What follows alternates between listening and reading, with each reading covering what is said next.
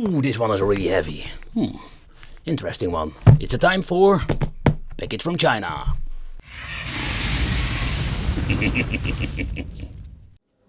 So when you're looking at PlayStation controllers online, it's going to be another jungle.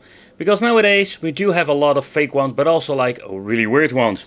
So this is an original PlayStation 4 controller, but the reason I basically grabbed myself this PlayStation 4 controller, because we're going to talk about the PlayStation 5 controller from AliExpress for your PlayStation 4. Yeah, that's pretty damn wicked, don't you think so? But I just need to give them some wicked kudos for being creative.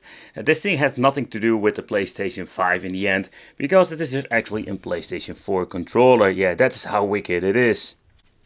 But okay, so they are like ripping off the PlayStation 5 controller, or they trying to. But how does it look? So when you're looking at the PlayStation 5 controller, it's absolutely nothing like it.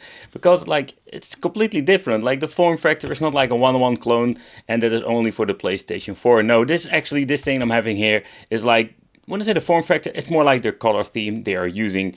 Also here we're going to get some differences. With my control of the PlayStation 5 we do get white buttons, and we're just going to get black buttons over here. And of course the layout is completely different when you're looking at some of the parts. So to begin with, we do have like the PlayStation logo here. We do have a speaker that is also over here, but it is slightly different. So when you're looking side by side with it, I must say it is not like a 1-1 clone, but it does have some similarities. And what this thing has, what the PlayStation 5 controller doesn't, is some back buttons. So they try to make something unique of themselves. I think it's pretty damn cool that you do have like this extra like Pro Controller lookalike buttons. But the question remains, how good will it be when it's playing actually some games? So here you can see at the back we're going to get it with a 1000 mAh controller, battery inside. And yeah, if it's going to be any good, that's of course the question of today. But we do have this haptic feedback stuff with the control of the PlayStation 5. We don't have that at all.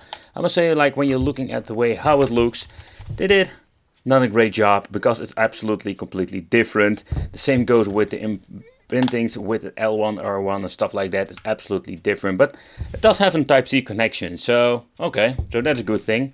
So let's charge this thing up and let's see what we're going to get. And also, we do have the option to use a microphone in this thing or a headset. Well, it does have some positive sides to it. But okay, I'm really curious if this thing is actually going to work. I didn't test it before, I just wanted to actually in this video. So this is going to be like the best mix-up ever. We're going to use a Nintendo cable with a fake PlayStation 5 controller for your PlayStation 4. Yeah, okay, so that's going to be like messy. Wicked, untangle the freaking controller cable. So let's plug this thing in and let's see if it's going to be recognized. I have this thing laying around in my... Oh man, I have this thing laying around in my freaking warehouse, but I didn't even like have the option to test it out before.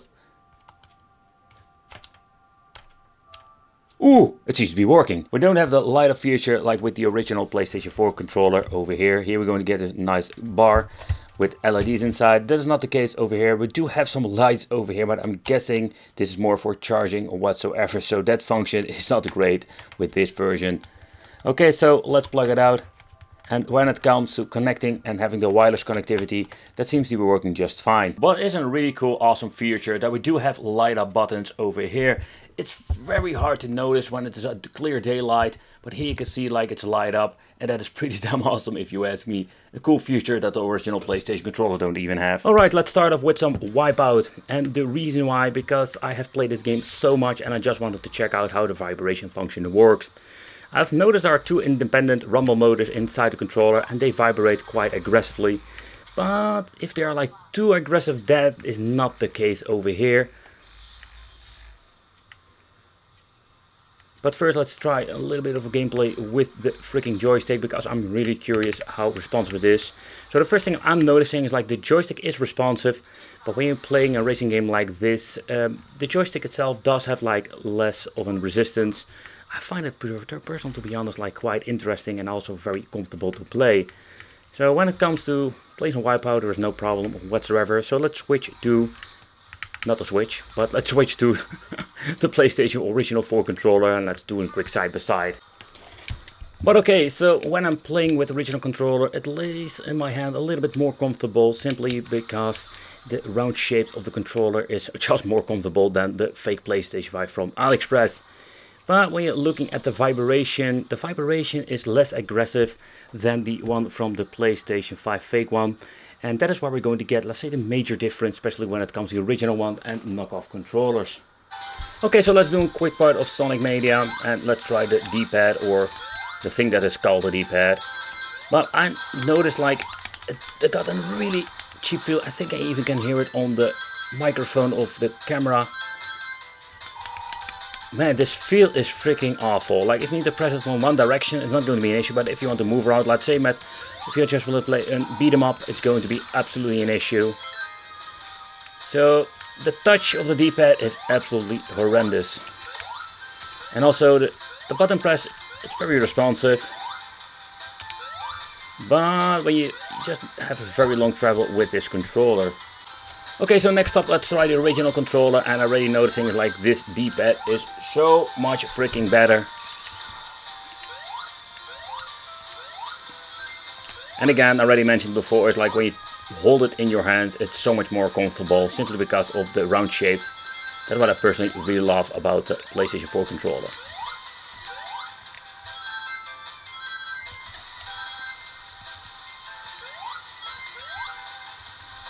So yeah, when it comes to the D-pad, absolutely the original one can be beaten. But okay, so let's do a quick side-by-side comparison. I already noticed a lot of things when playing with both controllers, and I mean not good things.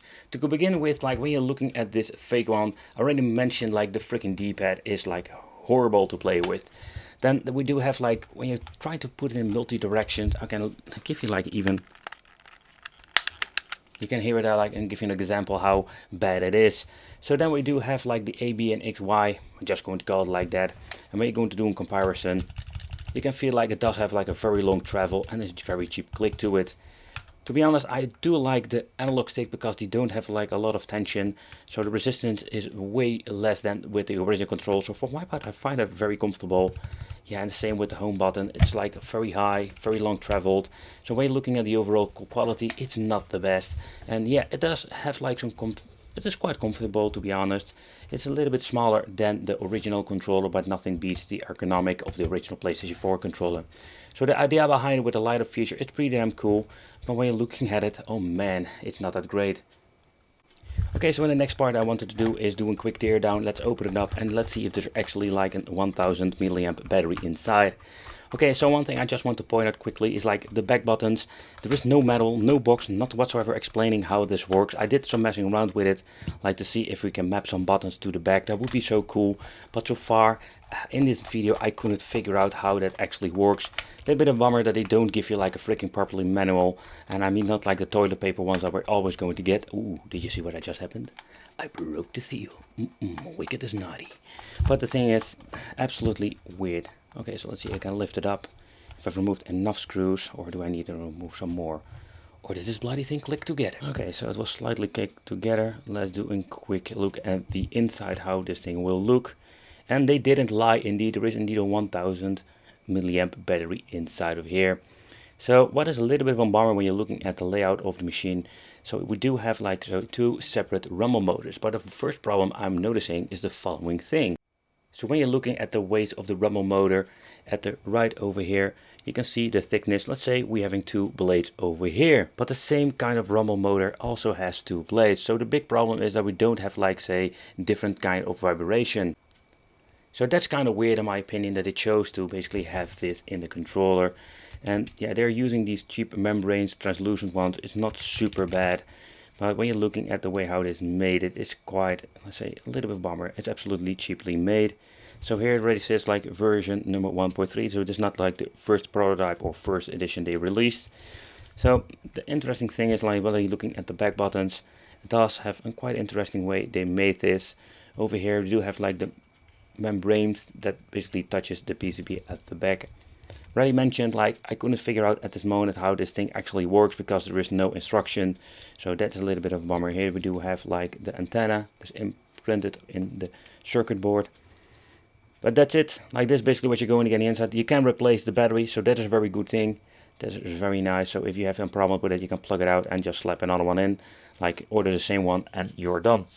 So that's it when it comes to the inside. Oh, there was something I absolutely need to show you, and it's the way how they made the trigger buttons.